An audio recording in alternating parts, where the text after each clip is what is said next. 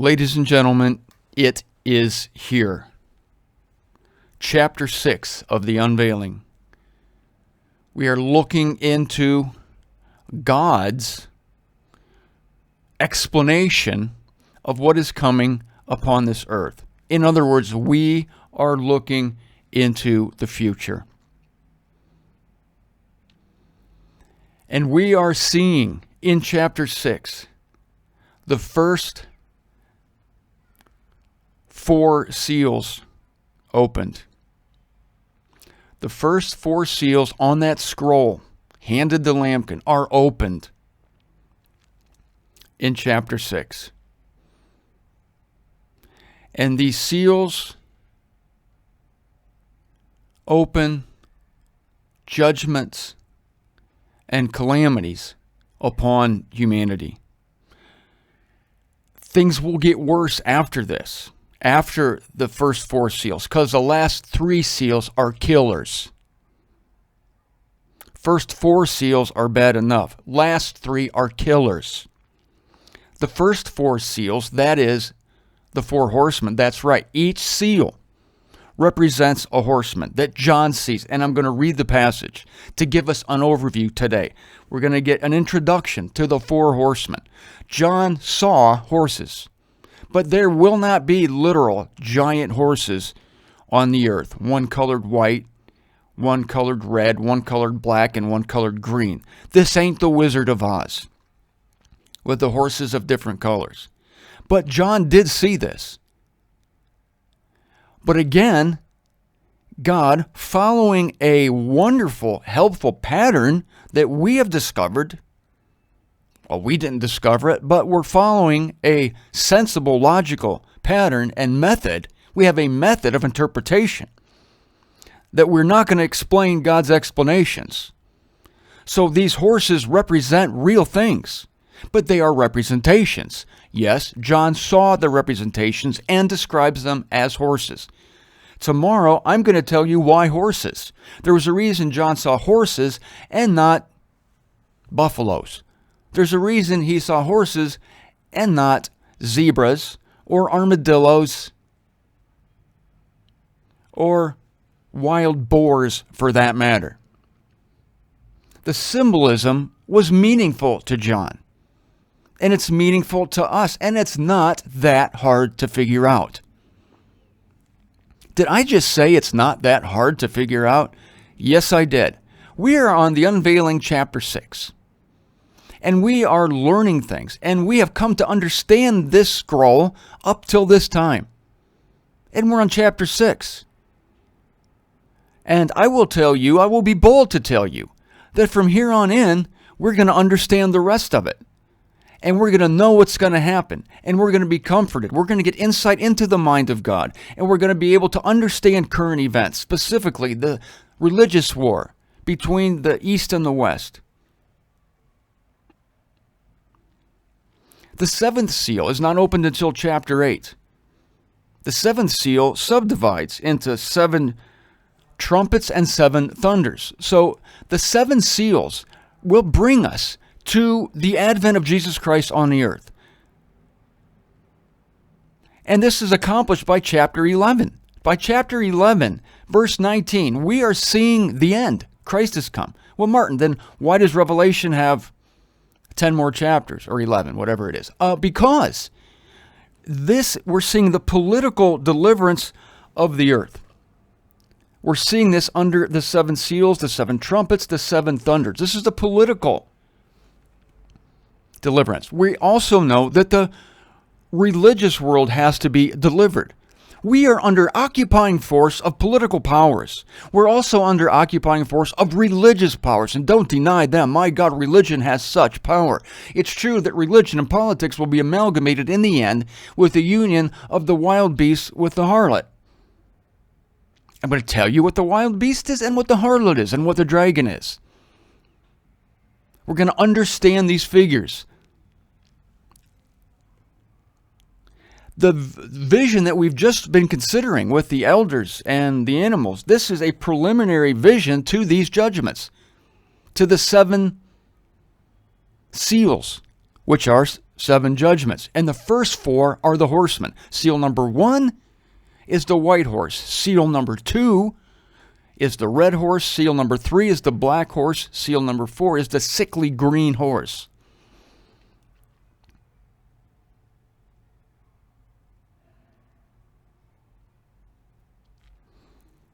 We are seeing active hostility of God against the earth. But it's going to be hidden. Shocking as this may seem, his judgments are at first hidden. His hand is hidden in the 4 horsemen. Because as we analyze each one of these, and we're going to show how Jesus predicted it, because shockingly enough, you're not going to see these things actually detailed in the unveiling. Jesus detailed the 4 horsemen in Matthew, Mark, and Luke. Not in John, but in Matthew, Mark, Luke. And I'm going to superimpose Jesus' words with the unveiling here. This is big stuff. And you're getting an inside look into it. And what you're getting is not what you're going to hear from your average, everyday, ordinary, so-called end-time preachers on YouTube or anywhere else. They don't know God's goal. They think this is the end of everything. It's not. 1 Corinthians 15:28 is the end of everything. But since Revelation's the last book in the Bible, Martin, it must be the last thing God ever does. No, it's not. And I'll explain why when we get to the end of the unveiling. Chapter 6, verse 1. And I perceived when the lambkin opens one of the 7 seals. There it is. He finally opens the first of 7 seals. And I hear one of the 4 animals saying as with a voice of thunder, "Come." Oh my God. John is invited to come and see the first seal opening. And he did. Verse 2. And I perceived, and lo, a white horse, and he who is sitting on it has a bow, and to him was given a wreath. And he came forth conquering, and that he should be conquering. That's not Jesus Christ. Verse 3. And when it opens it, capital I, the lambkin, when it opens the second seal. Again, I'm just giving you an overview. We're going to go into detail this week and in coming weeks, maybe 3 weeks, I dare not say, into detail of the opening of the first 4 seals and what these 4 horsemen that John saw will represent, and will be manifested on the earth. And when it opens the second seal, I hear the second animal. The second animal attends the opening of the second seal. We know what these animals are. We already talked about them. Saying, "Come." Very adamantly saying, "Come." And another horse, fiery red, came forth, and it was given to him who is sitting on it to take peace out of the earth, and that they should be slaying one another. And a huge sword was given to him. I'm going to tell you what this represents. Let me finish. Verse 5, and when it opens the third seal, that is, when the lambkin opens the third seal, I hear the third animal saying, "Come." And I perceived, and lo, a black horse. And he who is sitting on it has a pair of balances in his hand. And I hear, as it were, a voice in the midst of the 4 animals saying, a chenix, it's a unit of measurement, 1.5 pints, a chenix of wheat, a denarius, that is, for a denarius, and 3 chenix of barley, a denarius. This is a measure of how much food people will be able to buy for a day's labor. And you should not be injuring the olive oil and the wine. That's verse 6. Now, verse 7 of the unveiling, chapter 6. And when it opens the 4th seal, I hear the voice of the 4th animal saying, "Come." Verse 8.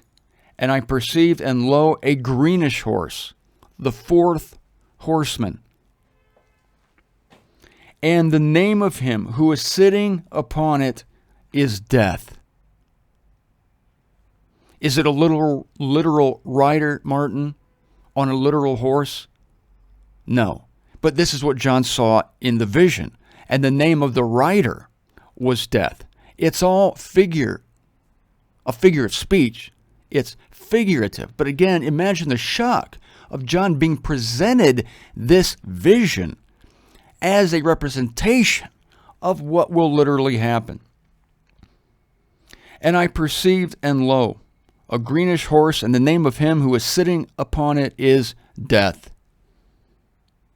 And the unseen followed him. That is Sheol in the Hebrew scriptures and Hades in the Greek scriptures. The unseen. Death and the unseen. And jurisdiction was given them over, that is, death and the unseen, over a fourth of the earth to kill with a saber and with famine and with the plague and by the wild beasts of the earth.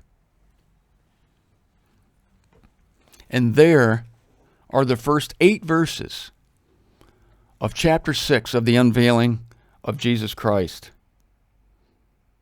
A white horse, a red horse, a black horse, and a green horse. And riders upon the horse, each representing progressive trouble and trial upon the earth. But there's a difference between the first 4 seals and the last 3. I'll explain that tomorrow. I'm running out of time. For now, the white horse rider. This is not Jesus Christ. It's the man of lawlessness. We'll get into detail. The second rider, the red horse, is war. The third horse, black, famine. And we know this because of the explanations, which we'll talk about for the rest of this week and next week and probably the week after, as long as it takes. And not until then will we get into the 5th seal, and we'll see the souls underneath the altar. We'll explain that to you. The black horse represents famine. The black horse is figurative. The famine is real. The green horse, pestilence, plague, and death, which are as real as can be. Do not explain the man of lawlessness. Do not explain war. Do not explain what famine means. Do not explain to me what pestilence, plague, and death are, because these are the explanations of the riders on the horses, and they are as literal as can be. This week, next week, and probably the next week, the 4 horsemen of the apocalypse.